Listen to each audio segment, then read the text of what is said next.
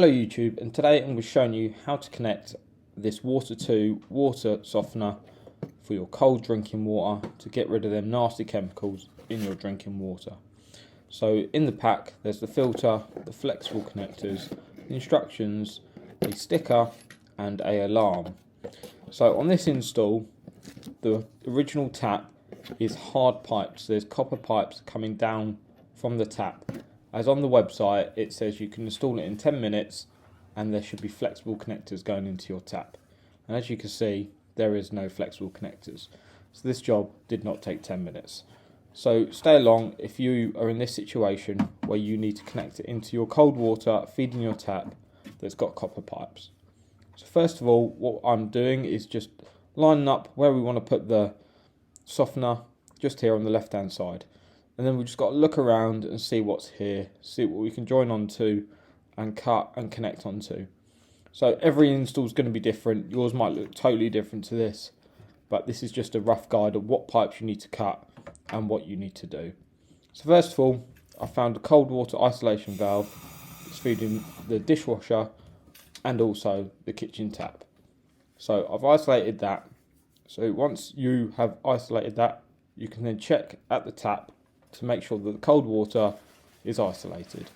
If you're still struggling with this, then you can always turn your mains water off. You can find a video on my channel of where to locate and isolate your cold water stopcock in your property. And if you're still not confident, then do contact a plumber and they can do this for you. So once you have isolated the water, you can then go on to cutting the pipe and working out your planned route of how you're going to connect your softener to the cold water. So you need to go before the tap, so you've got to cut a section of pipe work or undo some fittings so it flows through the softener and out the other side, then feeding the cold tap in the kitchen. So first of all, what I am going to do is cut this piece of copper here, and I'm just going to put a towel underneath or a container just to catch any water. As you can see, I've got a bit of blue roll because there will be a bit of water. Not loads, but there will be a bit. So do be prepared with a towel or a little container to catch the water. So I've got a 15mm roller cutter here. This is by Narad, but you can just get one from Toolstation or Screwfix or any hardware shop. So you want to cut that pipe somewhere where you can get a fitting back on it. So you've got to make sure there's no solder snots or any dents in the pipe where you're going to cut. So as you can see, there's quite a bit of water, but that will stop eventually. So be prepared.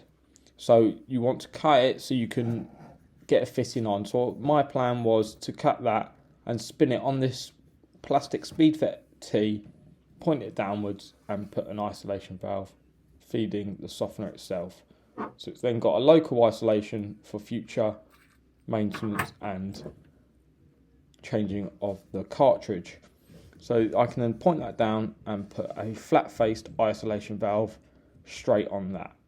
So a flat face isolation valve is a compression fitting with a flat face that will connect straight onto the flexies of the Water2. There is a link in the description of a flat face isolation valve if you need one, along with quite a few other fittings that I've used on this, such as the female compression that you'll need to connect your double check valve onto it. So with this, I'm putting the nut and olive on, slide that on the pipe, then a little bit of paste on the pipe and the olive to create a nice tight seal when it bites down on the copper pipe. So this is just a compound paste that you can find from most plumbing shops. It's just a water compound paste that helps metal on metal contact, helps it bite onto stuff a bit better. You don't need this, but it's just what us plumbers like to do to create a nice secure connection, but you don't actually need it if you don't want to. So just smear that around the pipe and the olive, mainly the olive, just when it bites onto the fitting, it's got something to bite onto.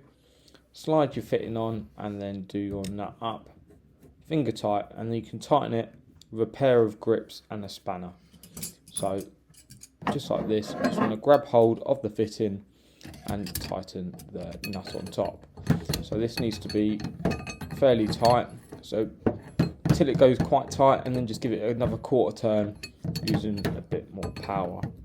Don't go too mad, as you will crush the olive and then you will get a leak. Once again, if you're not sure on any of this, then do call the plumber.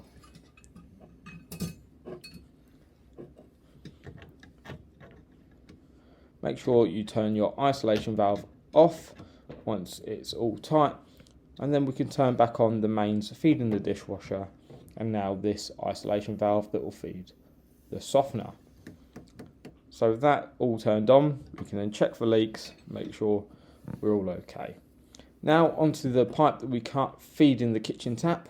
So just slightly pull this forward so I can get my cutter on it.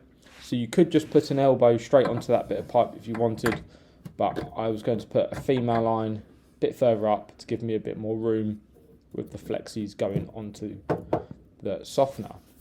So I'm just going to cut this just here with my roller cutter again.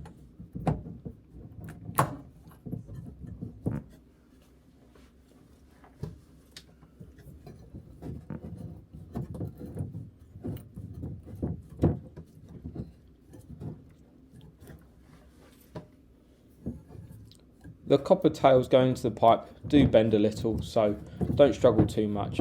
So you can just pull it a little bit more forward if you need more room. So just pull that a little bit more forward so I can get my wrist in there and give it a good turn in action on the roller cutter. So then that should be cut off.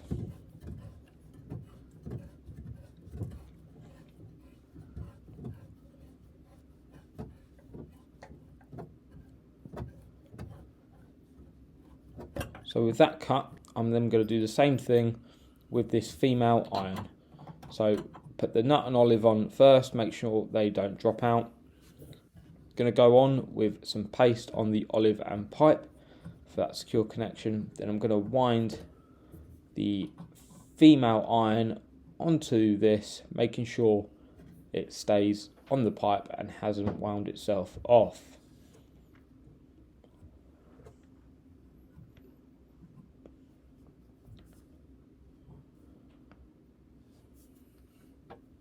I'm just going to line it up and then righty-tighty screw that on to the nut and ring. So it then goes tight and it starts to spin the nut. Then you know it's time to tighten up with your tools again.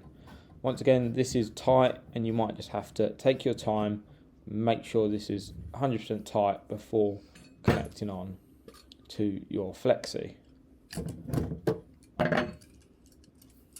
So this job did take in total about 40 minutes to do. On the website it says it's a quick install and it takes 10 minutes of installation, but 5 minutes of that is running the water through the filter to clear any debris. So it's really a 5-minute install apparently, which it probably would be if you had flexible tails underneath. But like this, not every job is the same, so with this one it took a bit longer.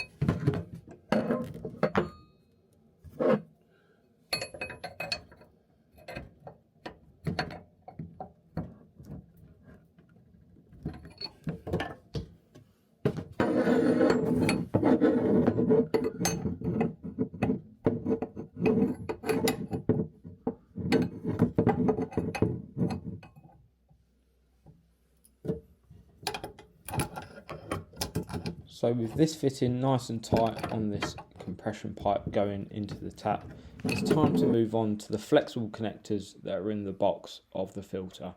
So you need the one that's got quite a long thread and is a male thread, and it also comes with a check valve, which is a tiny piece of copper like this with a white plastic insert. So they do provide you with rubber washers that are meant to go inside and wind down onto the flexi, but the thread inside the non-return valve is actually longer than the flexible connector, so that will just leak. So that's not even tight. So what you need to do is you need to make that on with some Loctite like this and make this fitting on nice and tight. Then what you need to do is you need to put the rubber washer inside the female line that you've put on, push that inside of the fitting, and then you can screw your flexible connector with your non-return valve into the fitting like so, making sure that rubber washer stays in there and does not fall out.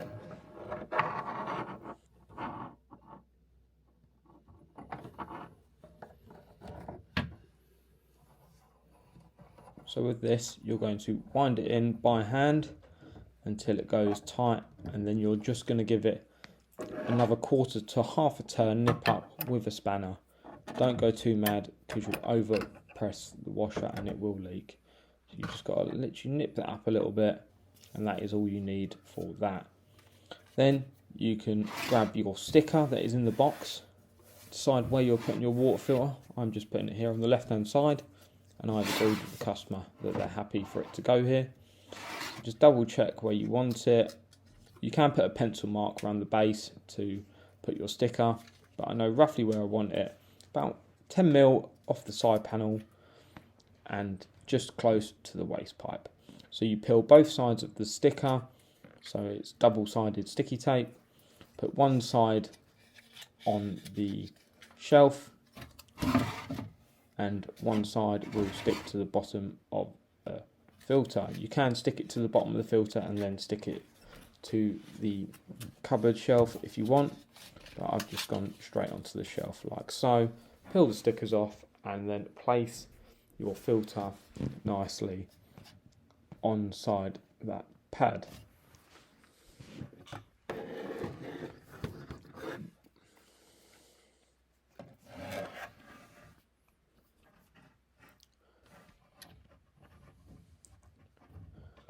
So now with your push fit connectors pushed into the water filter, there should be a in and out arrow on the filter. The in arrow needs to go onto the isolation valve you put on, like so, and the out arrow needs to be the other connector going into your female line. Once again, just nip that up because it's on an O-ring. Don't go too mad. And then this end you can just push nice and firmly all the way in. So it needs to be able to push all the way in so it's close to the shoulder of the fitting. If you're not sure, just give it an extra push. You just want to double make sure that that fitting is in there correctly. So that's all your cold pipes feeding it. Next, what you need to do is turn the water on slowly, feeding the softener, and close the tap off to make sure there's no leaks. With there being no leaks, you can then open up the cold tap and run the tap for 5 minutes. Once you've run it for 5 minutes, you're then safe to drink the water inside. Everything's ready to go. All that's left for you to do is put the battery in the alarm that comes in the box and clip that onto the flexible hose somewhere inside of the unit. You don't have to put this alarm on. It's just a generic alarm that will go off every year and you press the button to reset it. So it's nothing too special. If you don't want it on, you don't have to have it on. It won't affect the performance of the softener. It's basically just an alarm clock that is remotely done. So you can run that for 5 minutes and make sure everything is okay.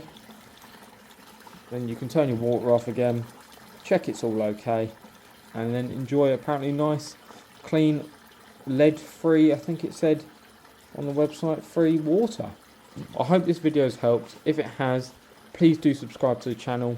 Over 300 videos on the channel so far, and lots of helpful ones like this. If this video has helped you, or you have any questions on how to install this, please do leave a comment and I'll get back to you on how you can install yours with the pipe configuration you have under your sink. And here you go, here is the final result. So I've got the alarm on there, and these are all the flexies feeding this. I hope this video has helped someone, and I hope you all have a good day, and I'll see you around soon on the next one. Take care.